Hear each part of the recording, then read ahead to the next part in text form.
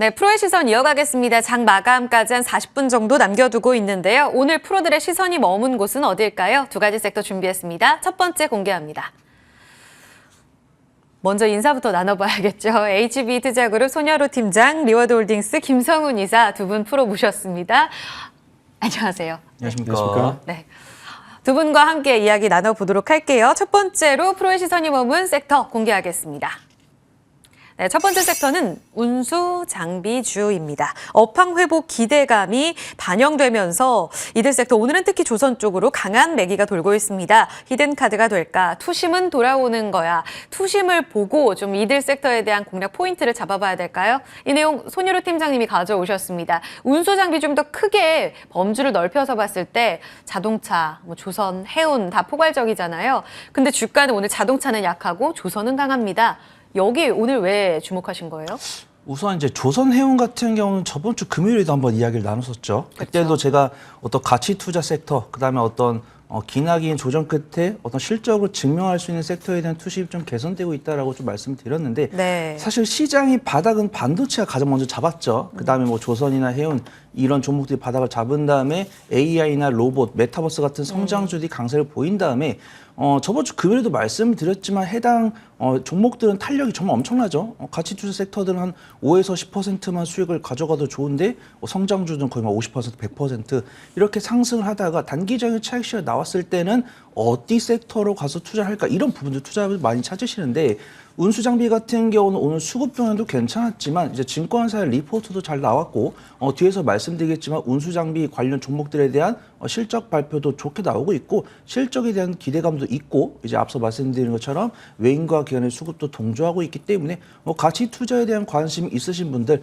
성장주가 많이 밀려서 당황하신 분들은 조금 좀 유심히 지켜봐 주셔야 되지 않을까 그렇게 판단해서 갖고 왔습니다. 기회를 줄 때 잡아라라는 말씀을 하시면서 가치에 주목해보자. 기업 가치에 결국은 주가가 수렴한다라는 측면에서 봤을 때 자동차 쪽 궁금해요. 사실 실적 발표 이후에 굉장히 좀 환호하는 분위기였는데 지금 보면 현대차는 기아와 함께 4일째 음봉 기록하면서 17만 원 이탈이 나오고 있습니다. 왜 하락하는지 지금이 기회인 게 맞는지도 궁금하거든요. 포드 뉴스도 전해지고 있고 사실 전체적인 환경을 봤을 땐 좋지가 않아서 이쪽도 가치에 주목해도 되는 건 맞습니까? 우선 떨어지면 떨어질수록 사야 된다 이런 이야기는 제가 드리기는 어려울 것 같고 그래도 저평가 매도 갖고 있고요. 어떤 반도체가 키를 잡았지만 진정하게 업종 대비 저평가 매도 그러니까 제가 성장주를 항상 말씀드릴 때는 좀 트레이딩 스킬을 갖춰야 된다고 말씀드리지만 가치 투자 관련 섹터에서는 조금 보유기간을 줄이기 싫으신 분들은 그 안에서 탄력이 있는 종목을 소개를 해드리겠지만 네. 보유기간에 대한 좀 큰 문제가 없고 안정적인 실적을 원하시는 분이라고 한다면 업종 대비 저평가 매도를 가지고 있고 어떤 실적의 불확실성이 적은 섹터를 확인해 보셔야 되는데 그런 섹터가 어딨냐라고 하신다고 하면 약간 철강이랑 조선 조금 위험할 수 있죠. 근데 많이 올라서요. 자동차 같은 경우는 그런 것도 이제 중도금 납부가 중간에 안 될 수 있으니까 리스크가 있지만 자동차 같은 경우는 조선에 비해서 우리가 생필품으로 취급을 하고 있기 때문에 실적의 변동성이 크지 않거든요. 그래서 반도체 이런 것들은 어떤 실적에 대한 불확실성이 제거되면서 반등했다라기보다는 현대차랑 기아가 최근 약세를 보이는 이유는 좀 결과론적인 말씀을 드리면은 호실적인 발표가 됐으니까 단기적인 제로 소비라고 볼 수 있겠지만 이런 부분은 좀 약세가 이어지더라도 충분히 주가가 부담되지 않은 가격대이기 때문에 눌림목 공략을 해볼 필요가 있다. 그리고 그 안에서도 탄력적인 종목은 분명히 있다. 그렇게 좀 말씀드리도록 하겠습니다. 쉬는 쪽을 이야기를 하면 많은 분들이 궁금해하시죠. 김성훈 이사님께도 질문을 드려볼게요. 지금 낙폭과대로 눌림목을 이용하면 그래도 트레이딩 쪽에선 괜찮다라는 의견을 받아봤거든요. 네. 공감하세요? 일단 현대차, 기아차 워낙에 이제 시가총이 크다 보니까 네. 이제 빠르게 매매를 하는 게 쉬운 것은 아닙니다. 결론부터 말씀을 드리게 되면은 저점은 확실히 잡았다라고 이렇게 보고 있지만. 빠른 어떤 수익보다는 어느 정도 좀 중장기적 관점으로 보시는 것이 맞지 않을까 싶어요. 왜냐면은, 최근에 주가의 상승의 이유를 말씀을 드리게 되면 물론 역대급 실적을 보여줬습니다. 그런데 이제 실적을 이제 뜯어보니까 환율이 거의 다 했어요. 그런데 올해 같은 경우는 환율, 여러분 잘 아시겠지만 많이 내려와 있는 상황이기 때문에 환율 효과를 올해는 기대를 하기가 조금 쉽지는 않을 것 같습니다. 하지만, 최근 주가의 상승 이유 중에 하나는 바로 이 이 주주 환원 정책 아니겠습니까? 네. 뭐 배당 같은 여러 가지 주주 환원 정책을 본격적으로 실시를 하고 있기 때문에 이런 것들을 종합해 본다라면은 하방에 대한 경직성은 확실히 단단하게 잡았다라고 볼 수 있을 것 같아요. 그래서 중장기적 투자의 관점 본다라면은 자신 있게 들어가셔도 좋지 않을까 싶지만 다만 아쉬운 점은 올 한 해 이제 테슬라가 이제 가격 인하를 본격적으로 시작했습니다. 소위 헝거 게임이라고 이제 네. 우리가 얘기를 하고 있는데 결국 단가를 인하를 하게 된다면은 실적에 어느 정도 미칠 수밖에 영향이 미칠 수밖에 없는 상황이고요. 여기에 더해서 이제 아까도 말씀드렸지만은 이제 올해 경기 침체로 인해서 자동차를 구입하는 어떤 수요 자체가 조금 줄어들 가능성이 있기 때문에 어떤 빠른 주가의 어떤 상승을 좀 기대하는 것보다는 좀 긴 호흡으로 보시는 것이 맞지 않을까 싶습니다. 알겠습니다. 하방은 단단하다. 하지만 상단은 우리가 좀 인내가 필요하다. 이런 김성훈 이사님의 의견이었고요. 이사님 지금 보면 오늘 자동차 쪽 완성차는 빠지는데 그래도 부품주 견조하고요. 뭐 전기차나 수소 라인으로 가는 밸류체인 쪽은 더 강하고요. 부품 쪽이 강한데 사실 전방이 아주 매력적이지 않으면 이쪽도 안 움직이잖아요. 맞습니다. 오늘의 시세 차별화는 어디에서 핵심이 있는지 가격적인 메리트로 봤을 때 부품주가 더 매력이 있나? 라는 생각도 드는데요. 글쎄요, 이제 전방 산업이 약하게 되면은 아까도 우리가 테슬라의 가격 인하에 대한 어떤 경쟁을 말씀을 드렸잖아요. 그러면은 자연스럽게 이 부품사에게도 단가 인하 압력이 갈 수밖에 없습니다. 그렇겠죠. 네, 그래서 일단 뭐 최근에 주가의 상승에 대해서는 그렇게 큰 의미를 부여를 하실 필요는 없을 것 같고요. 결국은 이제 전방 산업, 현대차와 기아차의 주가를 따라갈 수밖에 없기 때문에 그런 관점에서 같이 놓고서 보시는 것이 맞지 않을까 싶습니다. 알겠습니다. 비슷한 관점으로 말씀해 주셨습니다. 다음으로는요. 전체적으로 조선해운 쪽 볼게요. 오늘 조선이 삼성중공업 중심으로 워낙 강하고 여기엔 많은 분들이 더 궁금해하실 것 같은데 앞서서도 많이 좀 이야기가 나오긴 했어요. 해운 쪽도 오늘은 괜찮습니다. 아무래도 실적에 대한 기대감, 올해가 좋아질 거다. 당겨서 지금 반영하고 있는 거 맞습니까? 네, 우선 좀 당겨서 반영하고 있다라고 보는 게 맞을 것 같고요. 조선에 관련해서는 오늘 처음 이야기를 드린 게 아니고 제게도 여러 번 좀 말씀을 드렸었는데 연간 실적 흑자 전환에 성공하는 종목은 사실 현대 미포조선 하나밖에 없지만 그 외에도 뭐 현대중공업이나 뭐 대우중공업이나 뭐 한국조선해양이나 뭐 삼성중공업이나 이런 종목들은 이제 내년 이제 올해죠. 올해 말 2023년 기준으로 좀 흑자 전환의 기대감이 좀 많이 생겼다라고 판단되고 있고요. 네. 수주 같은 경우는 뉴스 찾아보시면 아시겠지만 2021년부터 꾸준하게 이제 수주가 들어오고 있고 이제 저번 주 금요일에 도크 이야기하면서 우리가 배를 만들 수 있는 양이 일정한데 수주가 그 이상이다 보니까 어떤 이익률이 높은 배를 골라서 수주할 정도로 그리고 제가 꾸준하게 말씀드렸어요. 조선주 관련해서는 3, 4분기부터 실적이 이미 확인되고 있다. 실적 적자폭이 줄어드는 종목들이 있고 연간 실적 기준으로 흑자 전환에 성공한 종목들도 있기 때문에 뭐 지금 조선주가 잘 가고 있기 때문에 제가 자신감 있게 말씀드린 부분도 있겠지만 조선주는 이제는 이제 5% 10% 이상 시세가 나왔기 때문에 어느 정도 좀 트레이딩 관점으로 이제 기존에 뭐 1주 전이나 2주 전에 매수하셨던 분들은 수급 동향이랑 주가 추세 보시면서 비중을 줄여 나가시는 관점 보시면 좋을 것 같고 이제 막 신규 매수를 하고자 하신 분이라고 한다면 뭐 삼성중공업 같은 경우는 뭐 트레이딩 스킬을 좀 갖춰야 될 것 같고 그나마 그래도 시가총액이 큰 탑3 같은 경우는 아직은 좀 분할 매수할 수 있는 갭이 좀 남아있지 않을까 그렇게 좀 보고 있습니다. 종목별로 조금 편차 있네요. 전방산업이 이렇게 그래도 올해 좋아진다는 이야기가 나오고 있는데 오늘 현대글로비스 어제 실적을 내놨는데 물류 쪽으로는 안 좋나 봐요. 지금 오늘 실적 발표하고 목표가 하향조정 리포트가 또 두 곳에서 나왔고요. 네. 전체적으로 지금 분위기 안 좋다. 해운 쪽으로도 운임 떨어진다. 뭐 환율 이야기 많거든요. 네. 지금 너무 많이 하락해서 이 부분 짚어주셔야 될 것 같습니다. 네. 어떻습니까? 현대글로비스는 결국 이제 중고차를 이제 실어 나르는 그리고 네. 이제 완성차를 실어 나르는 어떤 업체 아니겠습니까? 네. 그러다 보니까 이제 결국은 이제 현대차의 실적과 어느 정도는 따라갈 수밖에 없다라고 말씀드리겠고, 결국은. 네, 앞서서도 이제 현대차의 어떤 실적 전망을 할 때 이 경기 침체에 대한 부분들을 아직까지는 우려를 하고 있는 것이 사실이잖아요. 그렇기 때문에 실적이 발표가 됐었고 어느 정도 컨센이 하회했다. 근데 그 정도 가지고 이렇게 주가가 빠지지는 않거든요. 네, 예, 네. 결국은 주주 환원 정책을 발표했음에도 주가의 하락은 결국은 이 업황에 대한 어떤 불안감을 좀 반영을 하고 있지 않나 이렇게 봐야 될 것 같습니다. 자, 일단은 2024년까지는 현재 운임 가격을 유지를 할 것으로 전망을 하고 있기 때문에 네. 마찬가지로 현대차와 마찬가지로 하반 경직성 분명히 보여줄 거라고 생각을 해요. 그래서 뭐 가지고 계신 분들의 경우에는 오늘 좀 밀린다라고 해서 굳이 던지실 필요는 없을 것 같고요. 다시 저점에 대한 어떤 매수 찬스를 보시는 것이 맞지 않을까 싶습니다. 그래요. 15만 8천 원이 최근 나왔던 저점인데 오늘 16만 5,700원까지 빠지고 있거든요. 그래도 하반 경직성은 어느 정도 확보됐고 현대차와의 괴리가 그래도 붙어 있기 때문에 이런 관계를 좀 체크해 보자라고 말씀해 주셨습니다. 그러면 운수 장비 섹터를 가져오신 손 팀장님께 마지막 질문 드릴게요. 자동차는 약하고 조선해운은 갑니다. 이 같은 분위기에서 계속 이어지느냐에 대한 질문 드리면서 어느 쪽이 매력적인지까지 여쭤볼게요. 우선 저는 가장 메리트 있는 거는 이제 조선 기자재나 이제 자동차 부품주라고 판단이 되고 있고요. 그렇다고 해서 전반 기업들을 매매를 하지 마시라고 말씀드릴 수가 없는 게 지금 방송 시청하시는 분들께서 투자성이 골고루 있단 말이죠.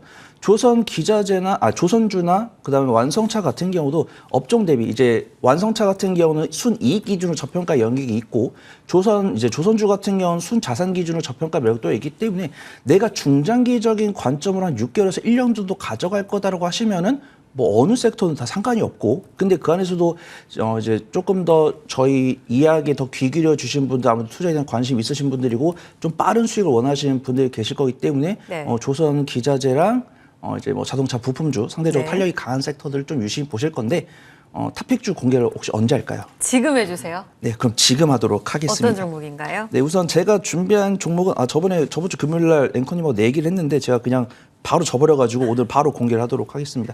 오늘 제가 준비한 탑픽주는 S&T 모티브인데요. 종목 개요를 좀 소개를 드리면 네. 자동차 부품, 이제 전기차에 들어가는 이 GMP 플랫폼을 납품을 하고 있는 자동차 부품과 그다음 소구경, 이제 구경이 20mm가 안 되는 뭐 기관총이나 소총 화기를 제조 납품하고 있는 자동차 관련주랑 이제 방산 관련주라고 볼 수가 있는데 주가 탄력은 자동차 관련 이슈가 나왔을 때 좀 강하게 좀 탄력이 붙는 모습 보여주고 있고요. 이번에 4분기 실적 호실적을 발표했다고 합니다. 그래서 뭐 제가 이제 리포트도 나왔고요. 호실적을 발표했을 때 좀 수급 동향을 봤어요. 근데 네. 외인과 기관이 쌍끌이 순매수가 들어오기 때문에 시청자분들께 좀 소개를 드려도 좋을 것 같다고 판단되고 있고요. 리포트를 찾아본다라고 하면 2022년 4분기 호실적이 이어서 2023년 연간 실적도 꾸준히 성장할 것이다라고 뷰가 있는데 그 바탕은 이제 방산 쪽으로도 이제 국내 방산 기업들에 대한 관심이 고조되고 있는 부분 그리고 이제 S&T 모티브에서 기관총인 K15를 교체하고 있는데 이제 K3가 노후되고 K15가 교체되기 시작했는데 2022년 말부터 교체 시작했기 때문에 네. 충분히 교체 수요가 남았다라고 판단되고 있고요. 이 S&T 모티브에서 생산하고 있는 자동차 부품이 GM사에 들어갑니다. 그래서 GM사 같은 경우는 최근에 LG 에너지 솔루션과 더불어서 1공장에서 생산이 진행이 됐고 네. 이제 2, 3공장도 추가적인 건설 진행한다고 하니까 이 부분에서 캐파가 S&T 모티브에 도움이 될 수 있다. 그렇게 좀 평가를 하고 있고요. 네. 주가 수익 비율 기준으로도 현재 퍼가 17.50이고 현재 파가 8.09, 12개월 선행파가 6.82고 배당 수익률이 3.61%입니다. 그래서 뭐 수익이나 중장기적인 관점으로 투자할 수 있다고 판단되고 있고 예. 혹시라도 자동차 섹터 투심이 개선되면은 네. 단기적으로도 슈팅이 나올 수 있는 종목이다. 그렇게 좀 말씀을 드리고요. 네. 일간으로는 좀 저점을 꾸준히 높이면서 상승하고 있지만 해당 수급원이 외인과 기관이기 때문에 저점 안전할 가능성이 높다. 그렇게 좀 소개를 드리도록 하겠습니다. 매수가는 제가 45,000원 설정을 해드리고요. 만약에 45,500원에 들어가실 거면 분할 매수 좀 해주시고 손절가는 42,500원, 목표가는 5만 원 잡고 대응해 보시면 좋을 것 같습니다. 작년 9월 고점까지 업사이드 보셨습니다. 토픽 S&T 모티브 들어봤습니다. 운수 장비 정리하고요. 두 번째로 프로의 시선이 머문 섹터 넘어가 보겠습니다. 다음 오늘 하루 동안의 프로의 시선이 머문 다음 섹터가 어딜까요? 바로 엔터입니다. 주주 환원, 뉴진스 신드롬, 개별 후재 넘치는 엔터주들의 전망 알아보겠습니다. 사실 초반부터 강했던 건 아니고요. 하이브는 심지어 하락으로 출발을 했는데 상승으로 돌려놨고 오늘 SM, 디어유 이쪽으로 강한 시세 나타내고 있습니다. 강하네요. 디오유는 지금 10% 오르고요. SM 3%, JYP 엔터테인먼트는 신고가죠. 네. 김성훈 이사님 의외예요. 그 엔터 좋아하세요? 네, 엔터를 좋아하시는 분들이 개인적인 사심? 노래를 다 많이 듣지 않겠습니까, 결국은? 네. 결국은 이제 얼마 전에도 아이브 같은 경우에는 새롭게 나온 곡 자체가 신곡을 냈군요. 왜 이렇게 귀에 익나 싶더니만 과거에 유명한 팝송을 갖다가 재해석해서 만들지 않았겠습니까? 애프터라이크를. 네네. 그런 점들이 상당히 참 우리나라 사람들 참 잘 만드는 것 같아요. 자, 일단 엔터주를 말씀을 드리는 이유는 네. 말씀을 드린 것처럼 10대부터 40대, 50대까지 연령대를 아우르는 어떤 그런 소비자층을 가지고 있다는 것이 가장 큰 장점인 것 같습니다. 올 한 해 경기 침체된 얘기가 많이 나오고 있고 그래서 소비주들에 대한 어떤 관심이 좀 떨어지는 것이 사실인데 이를 이겨낼 수 있는 유일한 소비 섹터 중에 하나가 뭐 예. 여행도 있겠지만은 엔터가 되지 않을까 이렇게 말씀을 드리고 싶어요.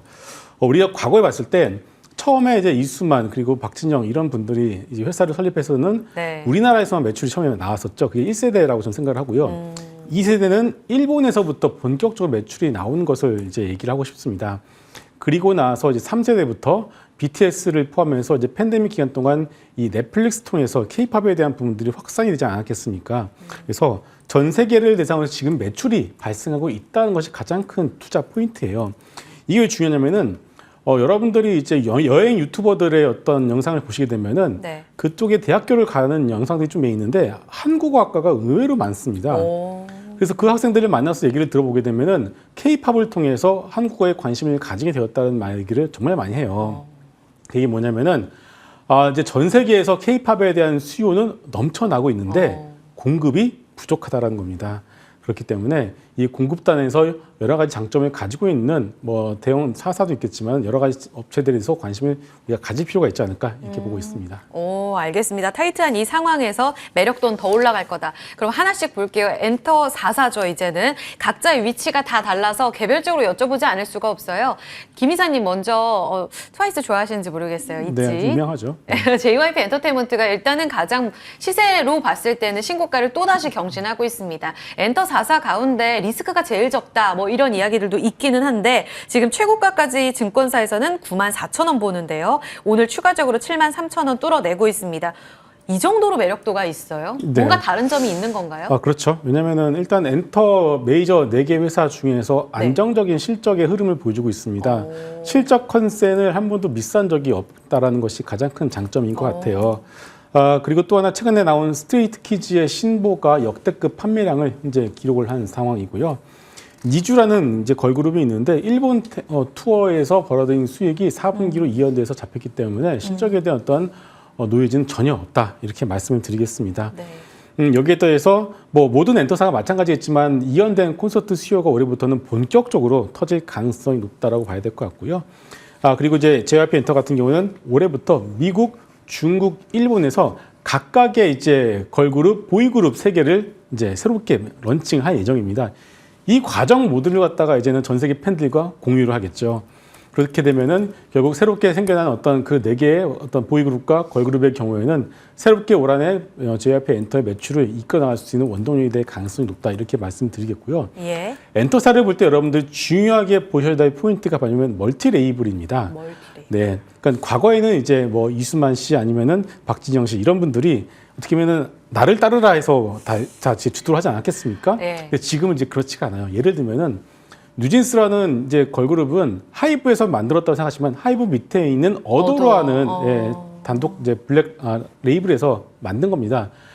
결국 이제는 한 사람이 모든 것을 좌지우지할 수 없는 상황이 되었다라고 봐야 되겠죠. 그래서 결국 멀티 레이블을 다양하게 가지고 있는 업체들의 어떤 멀티플이 상당히 높아질 수밖에 없고 그렇기 때문에 최근에 SM 같은 경우도 여러 가지 정책을 발표했는데 그중에 멀티 레이블에 대한 얘기가 들어갔거든요. 그래서 이 부분에 대해서 여러분들이 좀 중요하게 보셔야 되지 않을까 싶고요. 그래서 이런 것들이 고루 갖춰져 있는 JYP 엔터가 현재로서는 신고가를 경신한 이유가 있다. 이렇게 보실 필요가 있겠습니다. 그렇군요. 손 팀장님은 어떠세요? 멀티 레이블 이야기를 해주셨는데 SM도 이렇게 가나 봐요. 사실 SM은 개별적으로 지배구조 개편에 대한 기대감 크잖아요. 온라인에 이렇게 승리하나 지금 9만 원이 직전 신고가인데 87,800원까지 올라오고 있습니다. 완전히 재평가 가능한 건가요? 네, 우선 이제 이사님께서 말씀해 주신 대로 뭐 SM은 사실 종목 개요도 소개해드릴 필요 없는 종목이죠. 이제 뭐 소녀시대, 뭐 갓더비트, 뭐 에스파, NCT 127까지 정말 쟁쟁한 아티스트들이 있고 어떤 실적은 조금 약간 좀 원래 안정성이 있었는데 이제 JYP한테 넘겨주고 나서 어떤 엔터계의 좀 상징성인 뉴스가 있었는데 최근에 좀 불확실성을 야기했던 지배구조에 대한 좀 불확실성이 제거되면서 이제 뭐 주주 환원 정책이나 어떤 그다음에 경영에 대한 거 그다음에 가장 중요한 건 좀 재무 구조에 대한 불확실성이 사라진 것이 아닌가. 어떤 이제 지분 구조가 조금 정상화되면서 어떤 재무제표를 통해서 실적이 반영되는 부분이 반영됐어야 되는데 안 되는 부분들, 그쵸. 지분이 디스카운트 연결이 안 돼 것들. 있으니까 네네. 그런 부분들이 좀 말끔하게 해소가 되면서 좀 재평가가 이루어질 수 있고, 그런 재평가를 통해서 투명해진 재무 구조를 통해서 주주 환원 정책이 나올 수 있다. 이런 좀 긍정적인 모멘텀이 있고요.